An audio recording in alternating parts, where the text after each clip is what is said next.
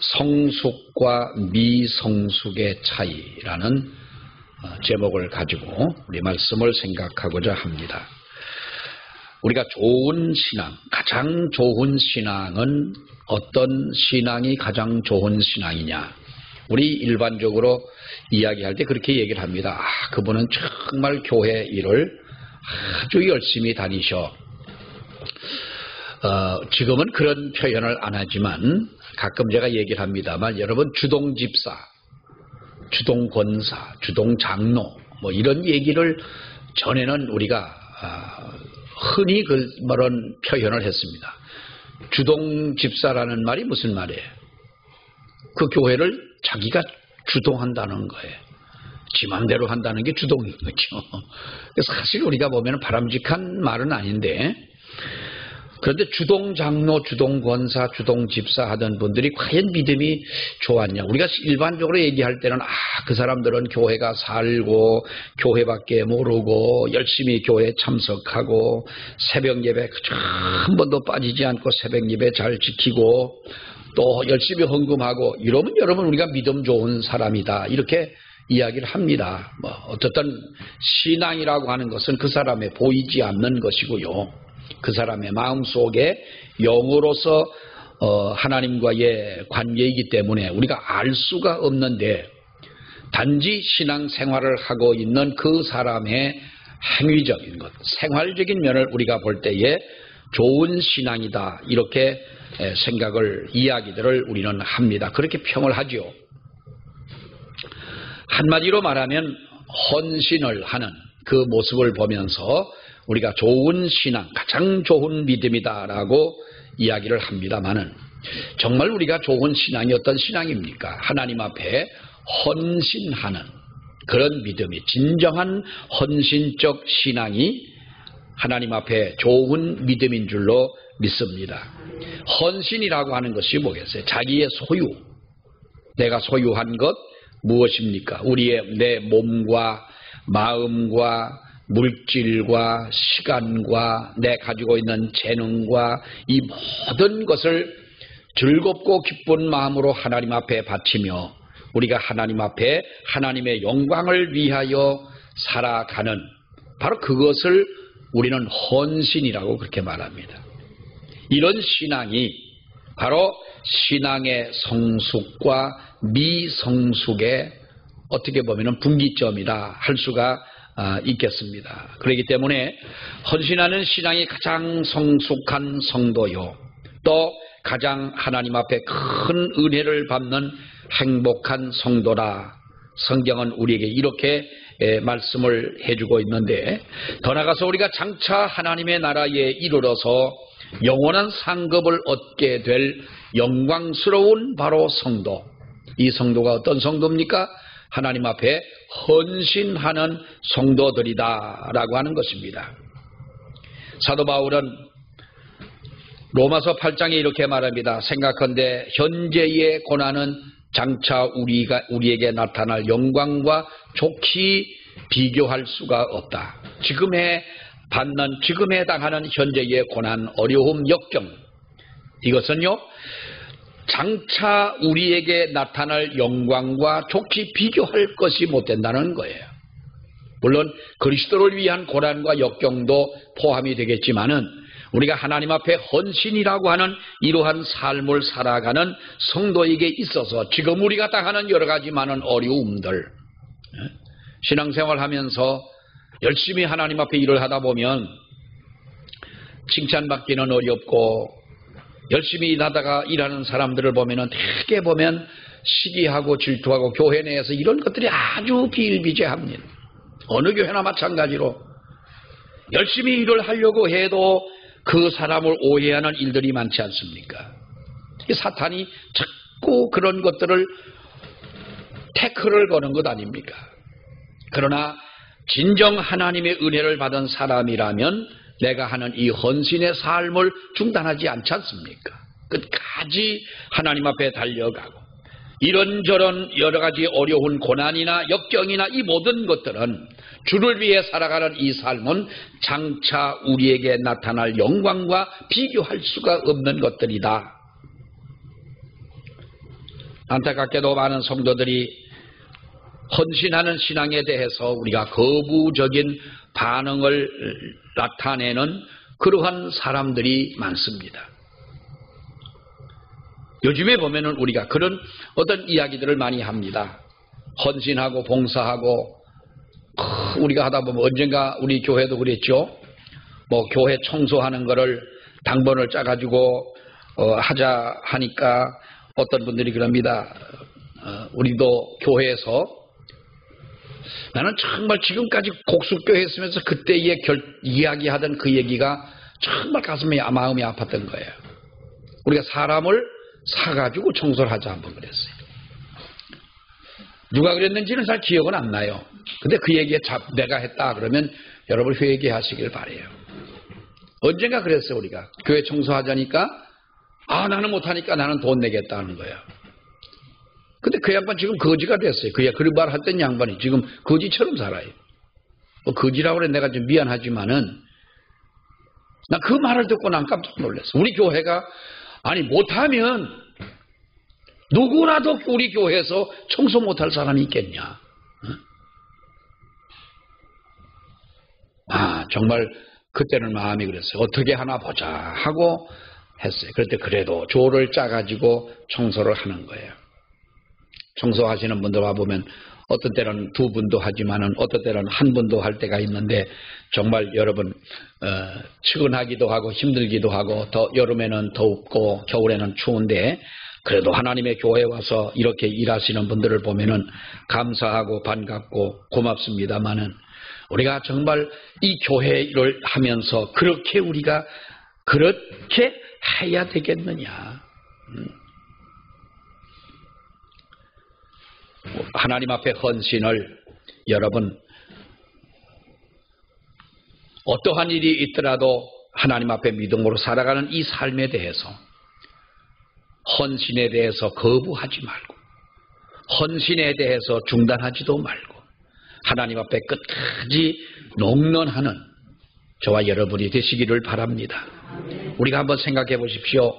여러분 등산을 하면서 산을 올라갑니다.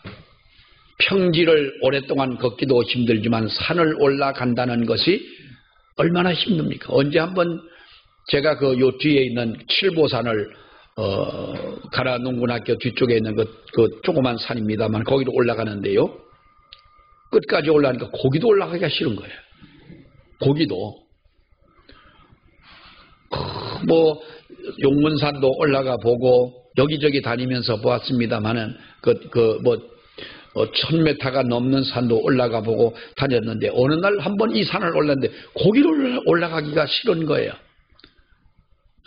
누군가가 옆에서 우리 여기까지만 가시죠. 그래서 아마 얼른 거기까지 가고 아마 합류하는 거죠. 그래 뭐 여기까지 와가지고 뭐 여기 가나 여기 가나 마찬가지인데 할 수 있을 텐데 그래서 올라가기 싫은 걸 올라가 보니 충분히 올라갈 수 있는 걸. 그 다음에는부터는 이제 뭐 이렇게 여러분 올라가 봤습니다만은 여러분 등산을 할 때가 보면요 가파른 비탈길을 올라가다 보면 포기하고 싶은 마음이 용문산을 한번 올라가다 보면 중간중간에 포기하고 싶은 마음이 몇 번을 드는 거예요. 그래도 그 높은 산을 정상에 일단 올라가 보면은 시야가 트이고 얼마나 여러분 기분이 상쾌하고 세상 모든 것이 내 발 아래 내려다 보이는 그 기쁨을 우리가 얻지 않습니까? 보는 것만 아니라 우리가 등산을 하면 건강도 얼마나 좋아지는 겁니까? 이거 모르는 사람이 없잖아요. 우리 신앙생활이 여러분 그런 것 아닙니까? 헌신하는 신앙이 힘들고 헌신하는 그 믿음이 부담스럽고 우리가 하나님의 영광을 위해서 한다고 하지만은 내 마음과 육신과 나의 물질과 이 모든 것이 동원되어져야 되기 때문에 믿음이 아니면 하기가 어려울 것입니다.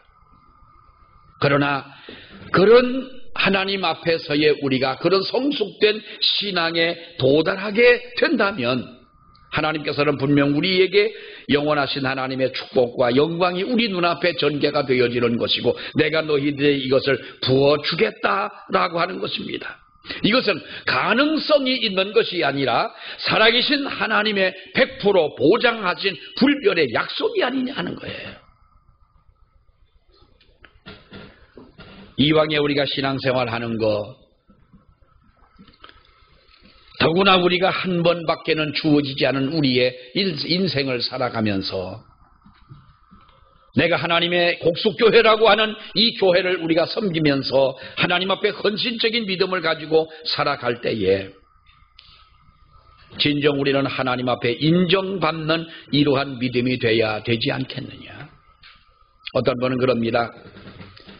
신앙생활을 하다가 어떤 시험에 들어서 이제 나는 예수를 믿는다. 교회를 나가는 건 나간다. 신앙생활을 한다는 거예요. 신앙생활을 하고 교회를 나가지만은 나는 교회에서 어떤 일도 직분도 나는 받지 않는다. 조용히 신앙생활하고 뒷자리에 앉아 예배드리고 이렇게 하겠다. 물론 이해가 되지 않는 것은 아니에요. 하다 보면 정말 집어치우고 싶은 게 한두 번 아니잖아. 그게 무슨 우리 다 가지고 있는 마음 아닙니까? 여전도회 하다가도 여전도회 성질 날 때가 많잖아요. 하다 보면 아닌가요? 네? 그럴 때가 있지요. 집어치우고 아무것도 안 하고 싶은 정말 이런 분들이 많아요. 난 교회를 나가긴 나갑니다. 어떤 교회를 나갑니까? 작은 교회를 나가면은 다 얼굴 보고 사정 알고 다 어디서 왔냐. 이게 정말 부담스럽고요. 요즘은요, 어디서 왔느냐, 누구냐, 고향이 어디냐, 이거 물어보면요, 굉장히 기분 나빠합니다.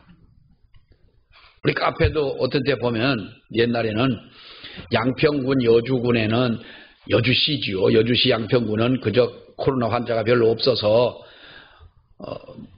어디서 오셨냐고 물어봐요. 혹시 어디서 오셨냐. 서울서 왔다고 하면 우리 코로나 때문에 카페 문을 닫습니다 하고 닫아놓고 양평서 왔다면 들어오시라고. 참 그것도 좀 그래요. 어디서 오셨어요? 여주서. 그럼 들어오세요. 가까운 데는 들어오셔도 돼요.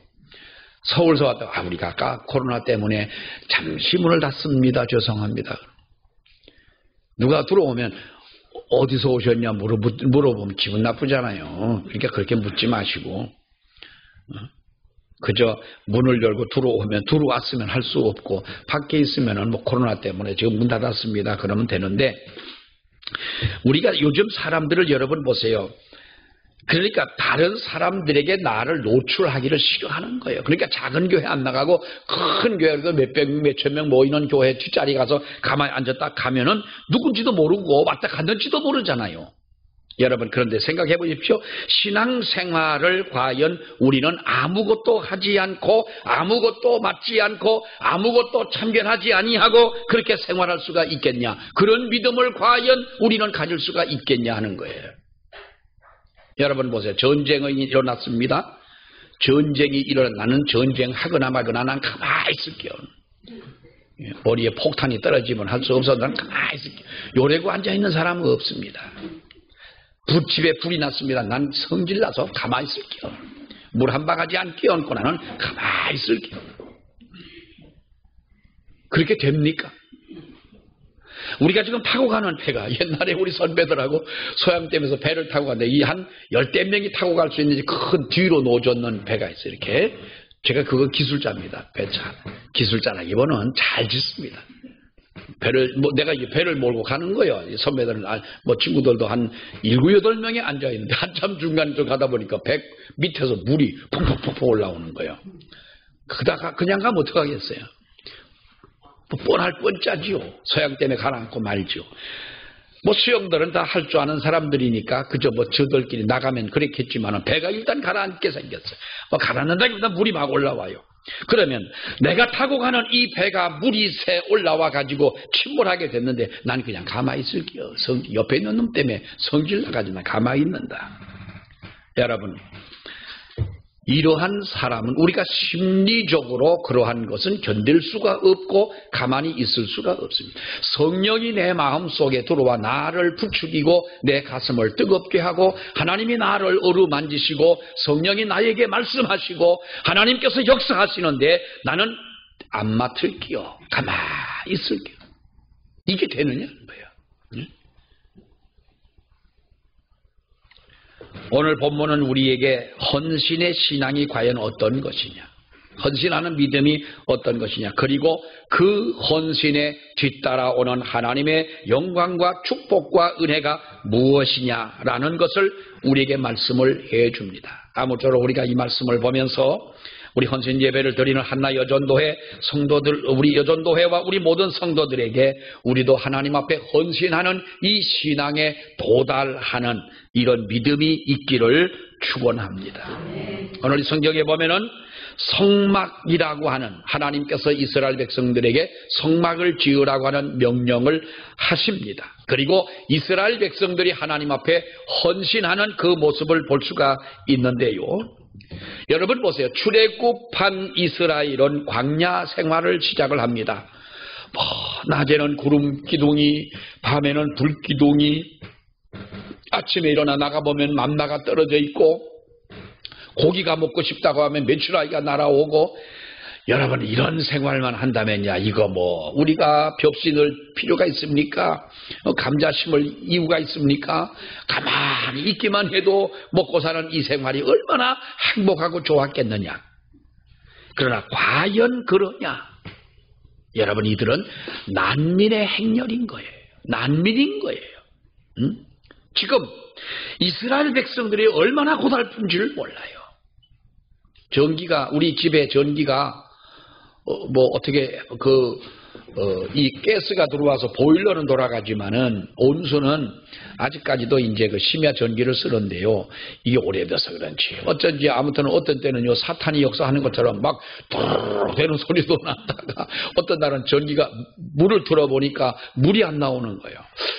샤워를 3일인가를 안 했어요.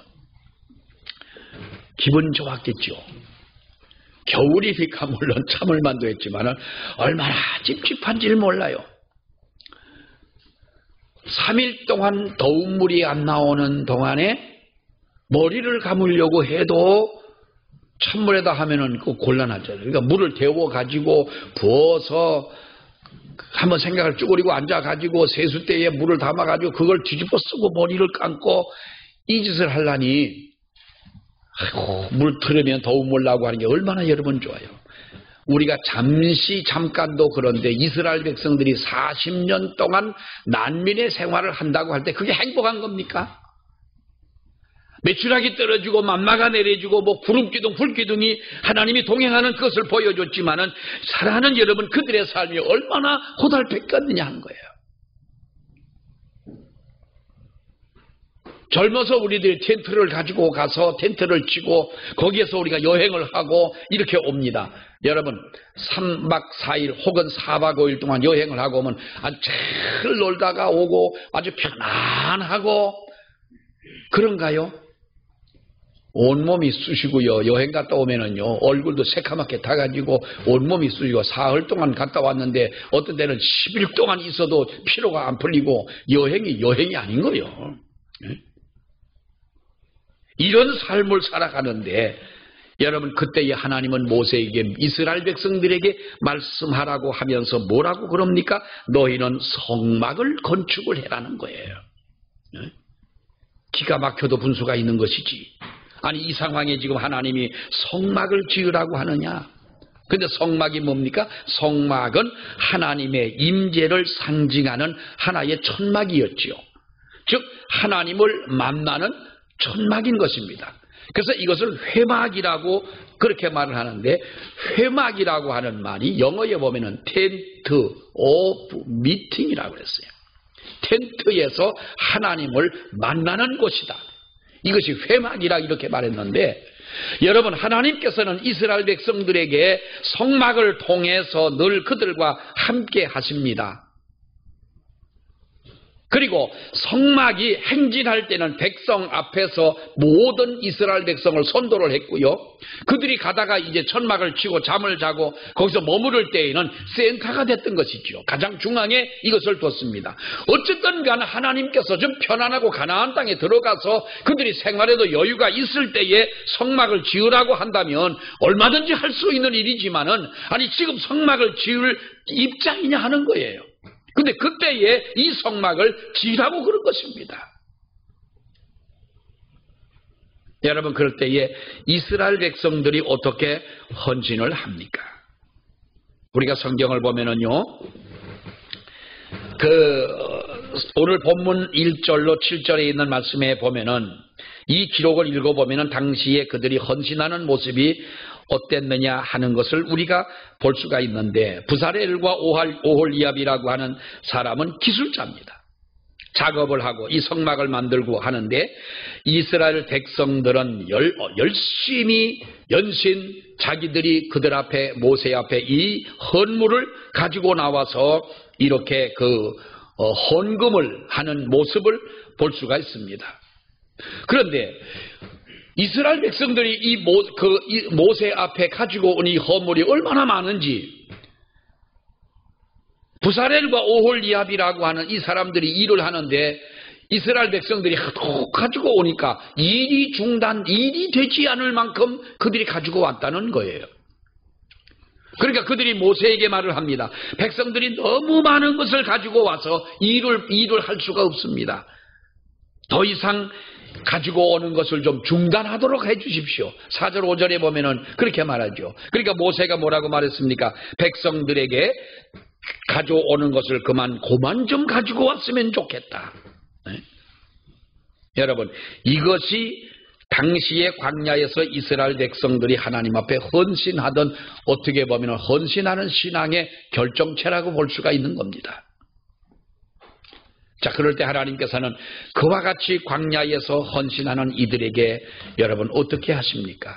이 성막이 지어진 후에, 성막이 완공된 후에 하나님은 그들에게 하나님의 은혜와 하나님의 영광의 역사가 나타나게 되지요. 출애굽기 39장에 가서 말씀을 보게 되면 모세를 통해 하나님께서 이스라엘 백성들을 축복합니다. 출애굽기 40장에 있는 말씀을 보게 되면 여호와의 영광이 성막에 충만하였더라고 말씀을 했습니다. 이때부터 성막은 하나님의 임재를 상징했고 이스라엘의 광야 생활을 인도해 줍니다.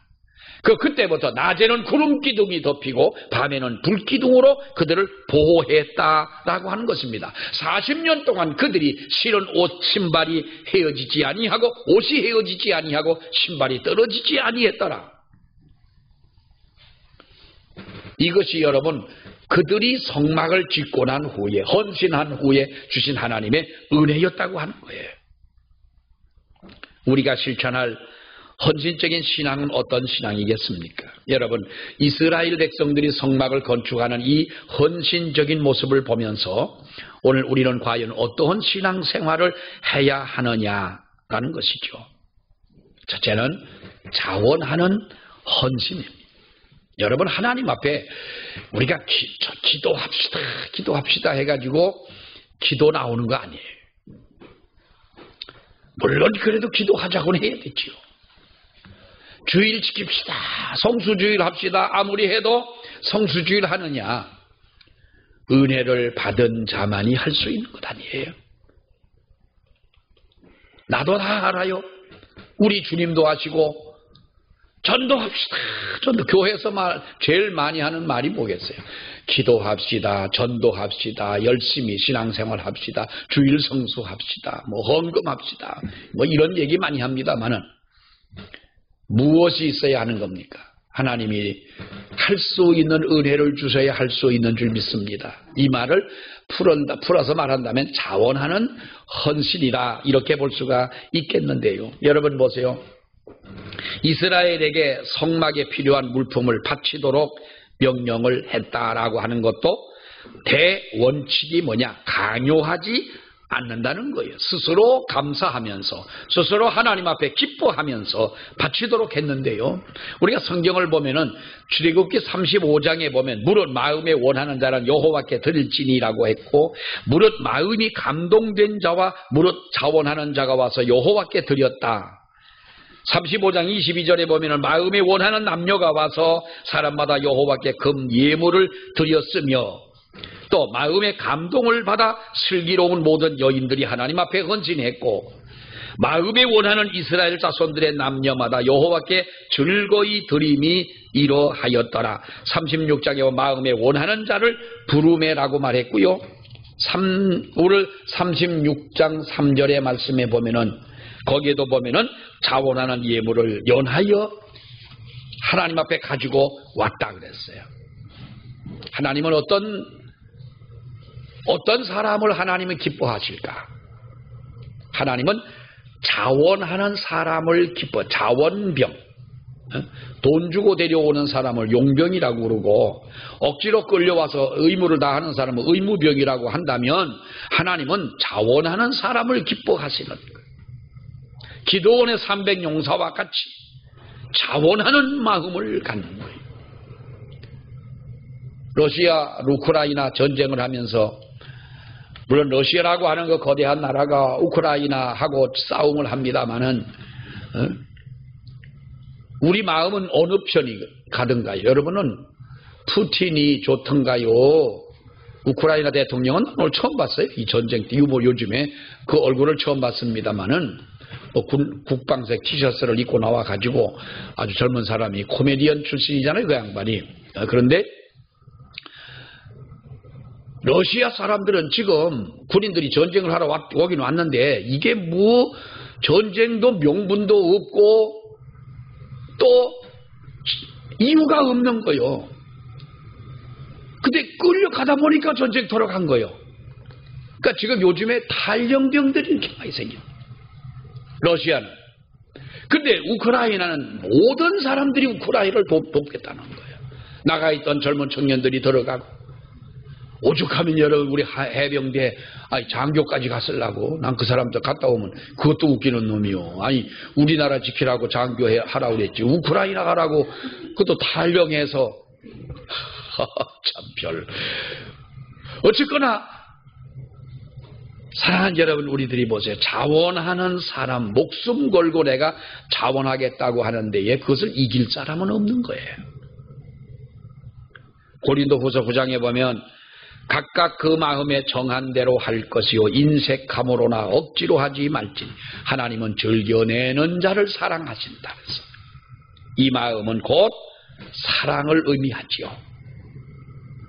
사랑하면 주고 싶고 그것이 받은 것이 적든 크든 사랑하는 사람이 미운 사람이 다이아 반지를 해준데도 다이아 반지를 보고 그것을 미운 사람을 좋아하는 마음이 생긴다면 그것은 반지를 받은 사람의 문제가 있는 거예요. 말이 좀 꼬이다 보니까 좀 이해하기 어렵지. 그런데 사랑하는 사람이 아무것도 해줄 것이 없어가지고 저 들판에 가가지고 네잎크로바의 꽃을 뽑아서 반지를 만들어줘도 그 반지를 그렇게 좁고 사랑스러운 거예요. 네잎크로바 꽃이 맞죠? 다이아처럼 생겼잖아요. 그렇죠? 반지꽃이라는 게 있잖아요. 반지꽃. 그렇게 해가지고 자기 사랑해, 인숙이 사랑해 그러면서 해주면 여러분 이것은요 하나님을 사랑하는 마음에서 우러나오는 거예요. 하나님은 이렇게 우리가 자원하는 헌신을 기뻐하시는 줄 압니다. 최선을 다하는 여러분 헌신이 하나님께서 원하시는 것이라는 거예요. 오늘 여러분 성경을 보면은요 그들이 나름대로 최선을 다해서 헌신을 합니다. 그러면 이들이 광야에서 뭘 갖다 하나님 앞에 바쳤느냐는 거예요. 뭘 바쳤느냐 이들이 각자의 경제력에 따라서 각자의 재능을 따라서 바치지 않습니까? 35장에 있는 말씀부터 우리가 보면은 각종 폐물 자신들에게 물질 이상의 가치가 있는 것들을 하나님 앞에 갖다 바칩니다. 여인들은 손수 자기들이 실을 쌓은 것으로 또 바치기도 하고요. 값비싼 호마노와 각종 보석들을 바칩니다. 부사렐과 오홀리압이라고 하는 사람은 자기 가지고 있는 기술을 가지고 하나님 앞에 헌신을 하는 거예요. 그럼 이들이 이것이 어디서 났느냐라고 하는 거예요. 바칠 수 있는 것도요 하나님이 주신 은혜인 줄 믿습니다. 우리 성경을 보면은 출애굽기 12장의 말씀에 이스라엘 백성들이 출애굽을 할 때에 그 애굽의 사람들에게 이스라엘 백성들이 그 요구를 합니다. 우리에게 은과 금과 폐물과 의복을 좀 달라. 여러분, 우리 같으면 주겠습니까? 그런데 우리 한번 성경을 보세요. 같은 출애굽기니까, 옆집이니까 출애굽기 12장을 넘어가요. 12장 넘어가서 35절 36절을 봅니다. 시작. 이스라엘 자손이 모세의 말대로 하여 애굽 사람에게 은금 폐물과 의복을 구하매 한번 숨쉬고 36절 시작. 여호와께서 애굽 사람들에게 이스라엘 백성에게 은혜를 입히게 하사 그들이 구하는 대로 주게 하심으로 그들이 애굽 사람들의 물품을 취하였더라. 자, 이게 무슨 말입니까? 이스라엘 백성들이 광야에서 하나님 앞에 헌금할 돈이나 재물이나 이런 게 없는 거예요. 근데 어떻게 했느냐 하면 애굽에서 나올 때에 그들이 애굽 사람들에게 달라고 그랬어요. 뭘요? 은금 폐물과 의복을 달라고 그랬더니 하나님께서 이스라엘 백성들을 위하여 그들에게 은혜를 입히사 주게 하셨더라는 거예요. 여러분, 하나님은요, 우리가 구할 때에 구하는 그 기도를 들으시고 전혀 움직이지 않을 것 같은 이방 백성들의 마음까지도 움직여서 우리에게 주시는 하나님이신 줄로 믿습니다. 그러니까 그들이 광야 생활을 하긴 했지만은 그들이 가지고 있는 것들은 은도 있고 금도 있고 폐물도 있고 의복도 있었고 많은 재물을 가지고 나오게 되었더라라고 하는 거예요. 자, 그것이 나중에는 무엇이 됩니까? 하나님의 성막이 되어지더라는 거예요. 우리가 하나님 앞에 구할 때에 하나님은 이렇게 어떤 방법으로도 하나님은 채워주시고 인도해 주시는 하나님이신 줄로 믿습니다. 미국에 가면, 미국에는 큰 교회인데 그 교회의 이름이 4센트 교회, 4센트짜리 교회라는 이름이 그건 아니 별명이에요. 4센트. 4센트면 얼마입니까? 100센트가 1달러예요. 1달러는 얼마예요? 계산하기 쉽게, 우리가 머리가 좀 나쁘니까 우리 계산하기 쉽게 1달러는 1,000원이다. 그러면 4센트면 얼마예요? 400원. 예? 4,000원이요? 400원. 400원밖에 안 되죠. 지금 계산하면 한 500원, 600원 정도, 500원 정도 되는데 왜 이런 별명이 붙여졌느냐 하면 이 교회 건물이 너무 오래돼 가지고 교회 건축을 하려고 합니다. 그래서 교회에서 의논을 해서 이제 우리 교회를 위해서 헌금을 합시다. 근데 어느 날 우리가 헌금을 하기로 이제 작정을 하고 헌금을 하려고 하는데 어느 누가 선뜻 내가 얼마를 하겠다고 이렇게 나서는 사람이 없는 겁니다. 건축비가 예상보다 아주 많이 그렇게 예산이 되어지고 그렇게 돼서 많은 돈이 있어야 되는데 언뜻 나서는 교인이 없습니다. 그런데 4살짜리 아이가 그 강대상으로 이렇게 나오는 겁니다. 나오더니 자기 주머니에서 이렇게 해가지고 돈을 4잎을 꺼냅니다. 그것이 얼마냐면 4센트입니다. 그걸 가지고 목사님에게 주는 겁니다. 4살짜리 아이가. 이제 하유리보다 조금 더 큰, 하유리도 요즘에 좀 믿음이 떨어졌는지 교회를 안 나오는데 4센트를 주면서 뭐라고 그랬냐면 이거 우리 엄마가 오늘 아침에 초콜릿 사 먹으라고 나를 준 돈인데 아무리 생각해봐도 하나님 앞에 바치는 것이 좋을 것 같아서 내가 이 돈을 하나님 앞에 바친다는 거예요. 4살짜리가 그랬어요. 물론 영어로 했어요. 영어로. 그것을 보고 사람들의 마음에 감동을 받은 거예요. 내가 4살짜리 아이가 엄마가 초콜릿 사 먹으라고 사탕 사 먹으라고 준 4센트를 400원밖에 안 되지만 500원밖에 안 되지만 그 돈을 하나님 앞에 바치는 그 모습을 보면서 사람들의 마음에 감동이 오게 된 것입니다. 그러니까 사람들이 헌금을 하게 된 거예요. 여러분, 그 은혜가 아니었더라면 계산을 해보지요. 저분은 얼마 할까? 그럼 나는 내 입장에서 얼마를 할까 해서 그렇게 하겠죠. 4살짜리 아이를 보고 헌금을 하기를 시작했어요. 그런 상상 이상의, 예상했던 그 이상의 헌금이 거치게 된 거예요. 예배당을 크게 아주 웅장하고 아름답게 예배당을 지었지만 그 교회는 몇 센트짜리 교회다? 4센트짜리 교회다. 400원짜리 교회다. 그 아이로부터 이루어진 교회다는 거예요. 우리나라도 여러분 비슷한 그런 예가 있습니다. 전라남도 광주에 가면 광주 중앙교회라고 하는 교회가 있습니다. 전라남북도를 합쳐서 정말 가장 크기도 하지만은 그 전라도 지방에서는 아주 모체적인 교회가 전라남도 광주에 있는 그 광주 중앙교회인데, 옛날에 교회가 작았을 때죠. 어려웠을 때 아주 옛날에 그 예배당을 거기도 새로 지어야 되는데 질만한 형편이 되지를 못합니다.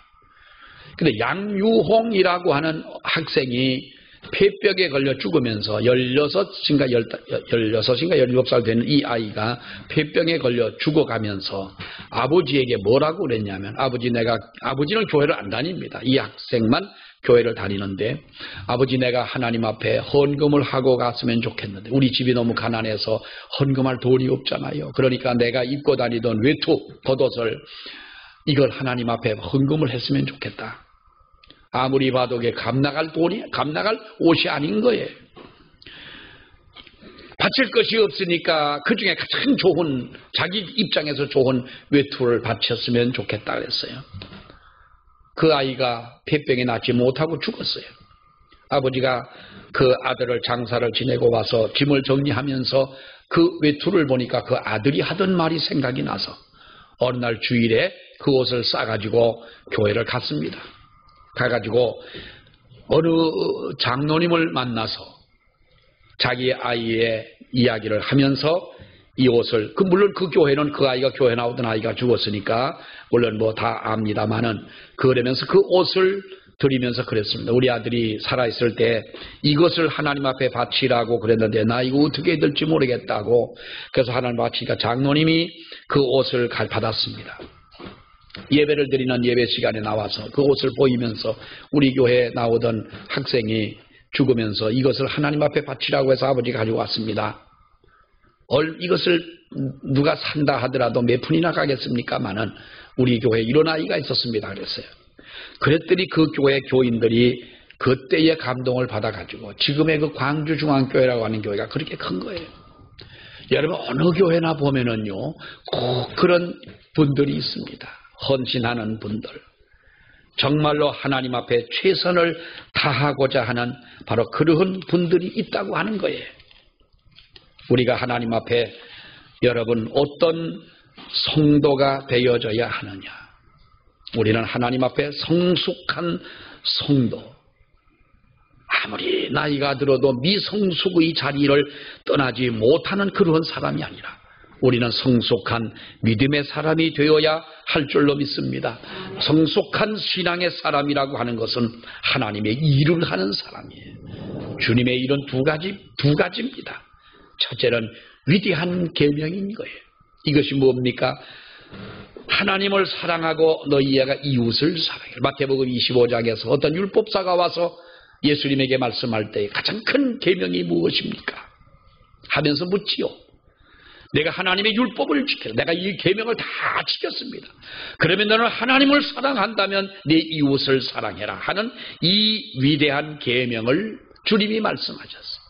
교회의 사명은 이것이, 둘째는 위대한 사명이 있습니다. 그것은 바로 지상의 명령이지요. 선교의 명령이고 이웃을 전도하고 세계 나가 선교를 하라. 이것이 바로 교회의 사명이며 이것이 우리의 사명인 줄로 믿습니다.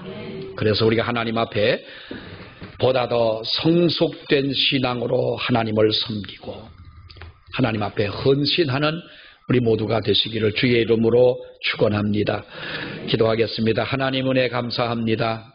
여전도회 헌신 예배를 드리면서 아무것도 가지지 못한 이스라엘 백성들이 광야에서 하나님의 성막을 위하여 최선을 다하여 헌신하는 그 모습을 보며 우리도 주님 앞에 그런 믿음으로 나아가기를 주여 원합니다.